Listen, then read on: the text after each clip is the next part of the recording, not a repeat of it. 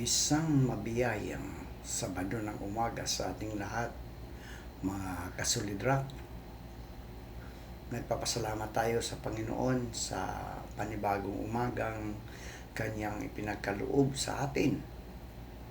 Isang biyaya ang muling magising, makahinga, at magkaroon ng pagkakataong magtipon, magpuri, at sambahin ang Diyos na siyang ating matibay na sandigan at kanlungan sa lahat ng panahon. Sa gitna ng mga pagsubok, sa gitna ng mga alalahanin, na si Kristo ang ating the solid rock, ang matatag na pundasyon ng ating pananampalataya.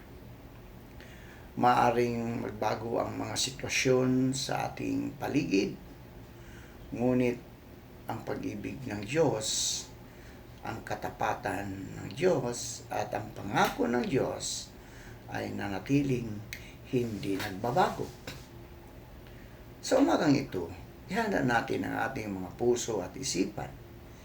Iwan muna natin ang ating mga alalahanin at ituon ang ating pansin sa Panginoong Hesukristo. Naway ang ating mga pagmumuni, pananalangin, at pagninilay sa Kanyang mga salita ay maging daan upang lalo tayong mapalapit sa Panginoon at makatanggap ng bagong lakas, bagong pag-asa, at bagong inspirasyon para sa buong araw. Samahan ninyo ako sa pananalangin, mga kasolidrak. Amang makapangyarihan sa lahat, kami po ay lumalapit sa iyo na may pusong mapagpakumbaba at puspos ng pasasalamat para sa aming mga minamahal na senior citizen, mga matatanda. Salamat po sa kanilang buhay na naging haligi ng aming mga pamilya at komunidad sa mga taong ng kanilang pagod, sakripisyo, at pagmamahal na walang hinihinging kapalit. Naway patuloy mong gantipalahan ng iyong biyaya at kapayapaan. Panginoon, ipagkaloob mo sa amin ang malusog na pangangatawan, maaliwalas na isipan, at malakas na espiritu. Alisin mo po ang anumang karamdaman, panghihina at takot na bumabalot sa kanilang puso. Palibutan mo po sila ng mga taong nagmamahal, mag-aalaga at magpaparamdam sa kanila na sila ay mahalaga at hindi nakakalimutan. Bigyan mo po sila ng kapanatagan sa bawat araw, lalo na sa mga panahong sila ay nag-iisa o nanghihina. Hipuin mo po ang kanilang mga alaala ng magagandang sandali at punuin mo sila ng pag-asa at kagalakan sa kabila ng pagtanda. Panginoon, turuan mo rin kaming mga nakakabatang henerasyon na igalang, mahalin, at alagaan ang aming mga nakakatanda. Naway maging instrumento kami ng iyong pag-ibig sa kanilang buhay. Panginoon, dinadalangin ko rin, Panginoon, ang iyong mga anak na ngayon ay sisilang ng kanilang sanggol. Ingatan mo po sila, O Diyos, na sa hospital man sila, Ikaw, O Diyos, ang siyang kasama nila. Bigyan mo sila ng lakas ng loob upang ma-deliver nila ang kanilang anak na maluwalhati. Ingatan mo ang mga doktor, ang mga nurse sa kanilang pag-assist sa kanila, Panginoon. Tulungan mo sila, O Diyos, upang ang iyong mga anak ay patuloy na makaranas ng pag-ibig ng aming mahal na Panginoong Jesucristo. Sa iyo po namin inialay ang kanilang buhay. Ingatan mo po sila at patnubayan ang kanilang mga bawat hakbang. Sa pangalan ni Jesus na aming Diyos at tagapagligtas. Amen. Mga kasulidrak, ang ating pong pagminilayan ay makikita sa Bagong Tipan. Sa unang Timoteo, Kabanata 6, talatang 18. Ito po ang sinasabi. Utusan mo silang gumawa ng mabuti at magpakayaman sa mabubuting gawa, maging bukas palad at matulungin sa kapwa. Pinagpala na po tayo sa pagkabasa at pagkarinig ng kanyang mga salita.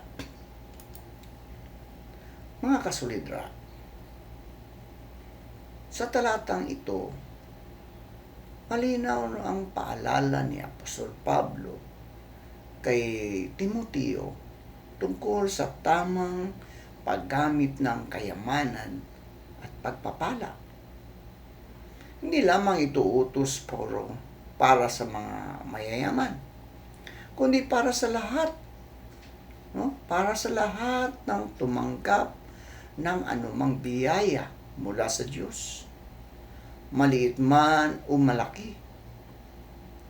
Ang tunay na yaman ay hindi nasusulat sa dami ng pera, sa dami ng ari-arian, o sa dami ng tagumpay sa mundo, kundi sa dami ng mabubuting gawa na ipamamalas natin sa ating kapwa. Ang Diyos ay hindi lamang interesado sa ating pananalig sa salita, kundi sa ating pananampalatayang may gawa. Ang maging mayaman sa mabuting gawa ay paanyaya na gawing lifestyle ang kabutihan.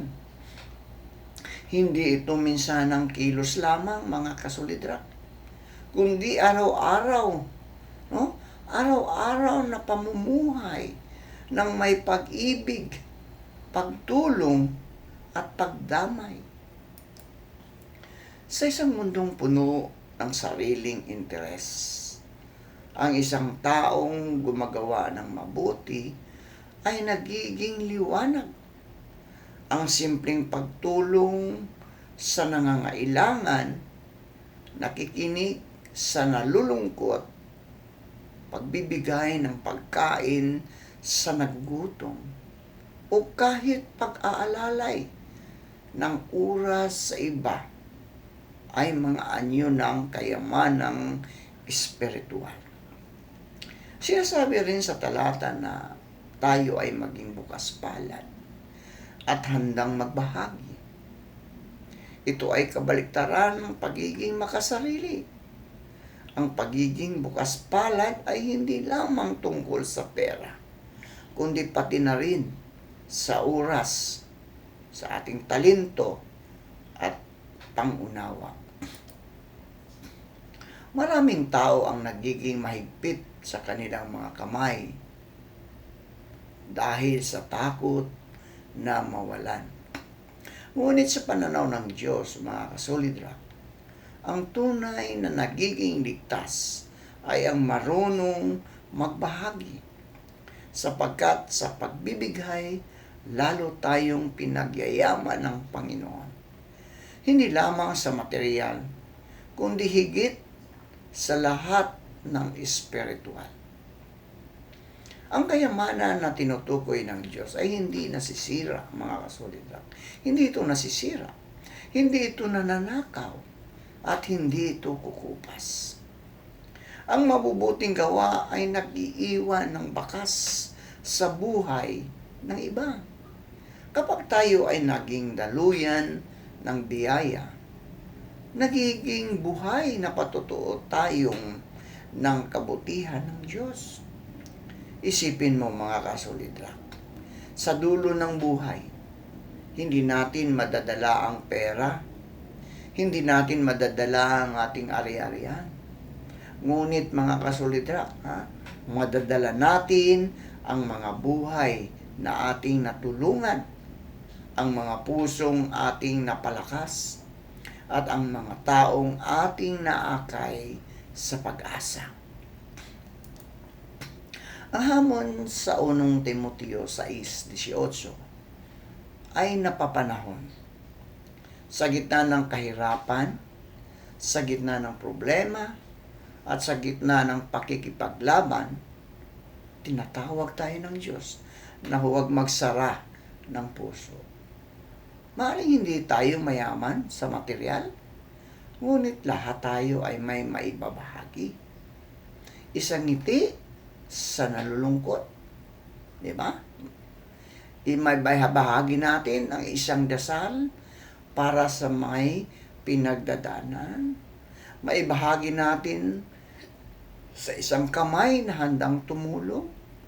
Maibahagi natin ang isang pusong marunong umuunawa. Ang tunay na yaman ay ang buhay na ginugol sa kabutihan. Ang pagiging tagasunod ni Kristo ay hindi lamang sa paniniwala kundi sa pagkilos na may pag-ibig.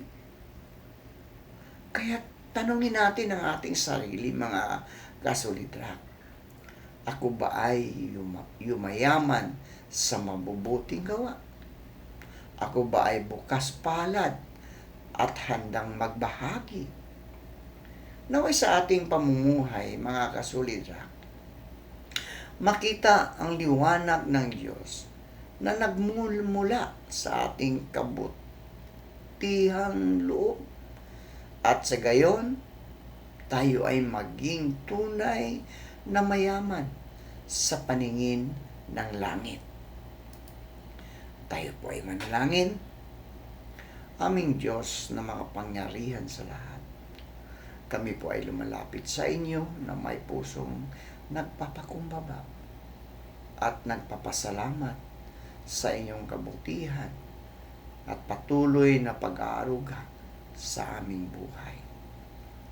Ayon sa iyong salita sa 1 Timoteo 6:18, kami po ay pinaalalahanan na gumawa ng mabuti, maging mayaman sa mabubuting gawa, maging bukas palad at handang magbahagi sa kapwa.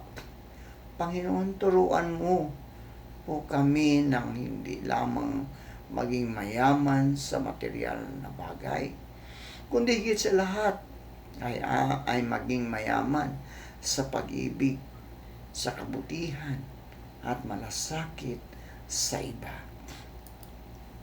Buksan mo po ang aming mga puso upang matutong tumulong ng taos-puso, magbigay ng may kagalakan, at maglingkod ng walang pag-iimbot. Alisin mo po ang anumang pagiging makasarili at takot na magbahagi at palitan mo ito ng espiritu ng pagkakawang gawa at pag-asa. Naway ang aming mga buhay ay maging patutuo ng inyong kabutihan upang sa pamagitan namin ay makilala ka ng iba. Gamitin mo po kami bilang daluyan ng pagpapala sa aming pamilya, sa aming komunidad, at sa aming mga nangangailangan. Sa lahat ng ito, kami po ay lubos na nagtitiwala at nagpapasalamat sa pangalan ni Jesucristo na aming Diyos at tagapagligtas. Amen.